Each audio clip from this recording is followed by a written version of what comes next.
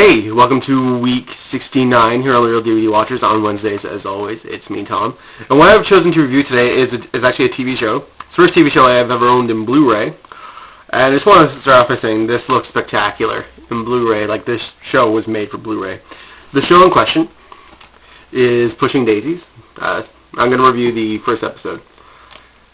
Let me just start off by saying this show is very, very unique in the way of its style, of its use of green screen to create backgrounds, the way how everything looks, and the characters each have like their own distinct look and feel. It's very well done as a TV show, and let's just dive right on into what's happening here. This show is about this pie maker named Ned. Ned has a strange power where he can touch a dead thing and it comes back to life. But the thing is, if the dead thing stays alive more than 60 seconds, something must die in order to take that place, thus things being right in the universe. And also, if Ned touches said reanimated thing, once again, it automatically dies, and that's it. It's done. It's over with.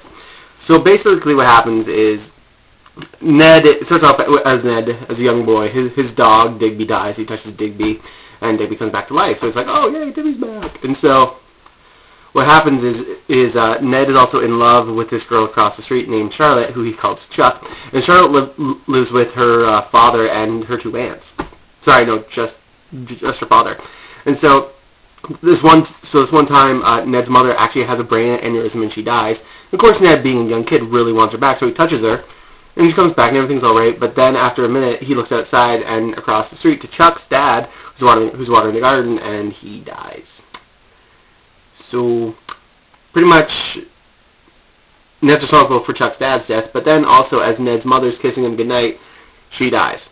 Again, and that's it. So Ned's father, who's kind of like this nobody, he just sends Ned off to this boarding school for 20 years, where then Ned is now a pie maker, working at this shop, helping this private investigator named Emerson Cox.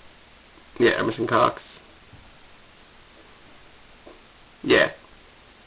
I'm pretty sure I got that. That's right. Emerson Cox, played by Channel Brad, who's also in Boston Public and Let's Go to Prison and a whole bunch of shitty other movies. Pretty much him and this girl who also works at the pie shop, Olive Snook, played by Kristen Chenoweth. Pretty much there's like this little happy little threesome going around doing their own things. But the thing is, Ned helps Emerson's character, who's a private investigator, to solve murders, thus collecting rewards for murders. And so what happens is one time they go and investigate what happened to this one girl. It turns out that it's Chuck, who Ned hasn't seen in 20 years. She's the one who died. And so, of course, Ned automatically brings her back, and he leaves it over the over the 60-second rule because he's so madly in love with her. Now, and that's pretty much they solve murders. That's pretty much the essential first episode. I don't really want to give too much away about the first episode, if you know what I mean, because I really want people to watch it because it is so tremendously done. The acting in this show is superb. Other characters, there's Ellen Green from Little Shop of Horrors. She plays one of Chuck's aunts. Susie Kurtz plays another one.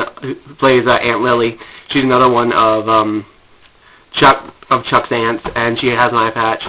But the show is just so unique because yes, it is very formulaic as you go through each and every episode, but just the subtle hints of just how cute this show is. Because there's one point in the season where Chuck and Ned really want to kiss, so Ned just grabs a thing of plastic wrap and just lightly puts it over her mouth and kisses her.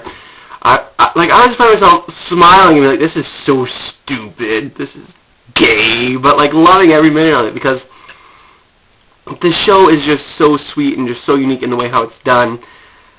And just really, Brian Fuller, the creator of the show, was really onto something. It kind of makes me pissed off that it was canceled because this show had a lot of potential. It had a lot of room to grow, and they set it up perfectly. Actually, this is probably just going to be reviewed complete for a season.